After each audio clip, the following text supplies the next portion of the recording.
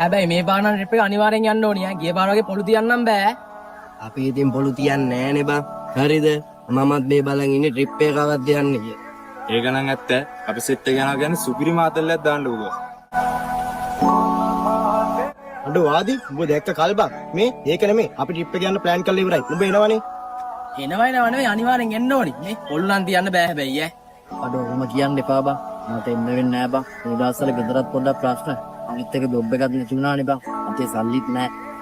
අඩෝ ඇයි බං ආදි උඹ එන්න බෑ කියන්නේ? අපි දැන් ට්‍රිප් එක යන්න ඔක්කොම ප්ලෑන් කරලාත් ඉවරනේ. එන්න බෑ කියන වෙන හේතුවක් නිසා නෙමෙයි සෙනු. මගේ අතේ සල්ලි නෑ බං. මොනවද බං ට්‍රිප් එක යන්න ඕන මෙන්න තියෙද්දි සල්ලි නැහැ කියන්නේ? උඹලත් මාර මිනිස්සු තමයි ඈ. එහෙම කියන්න එපා බං. ගෙදරත් මෙච්චර ප්‍රශ්න තියෙද්දි ජොබ් එකක් නැති වුණ වෙලාවේ මට ට්‍රිප් එකක් යන්න වේදම් කරන්න සල්ලි මගේ අතේ නෑ බං. මම නැති වුණා කියලා අවුලක් නෑනේ. මම පරිස්සමට ගිහිල්ලා වරේ.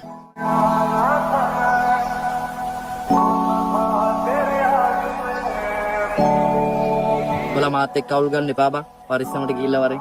මං ගිහිල්ලා.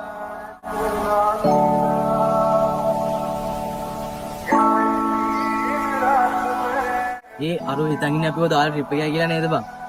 ඒක නේ බං. ඒ ආදි ඕ කියපන්.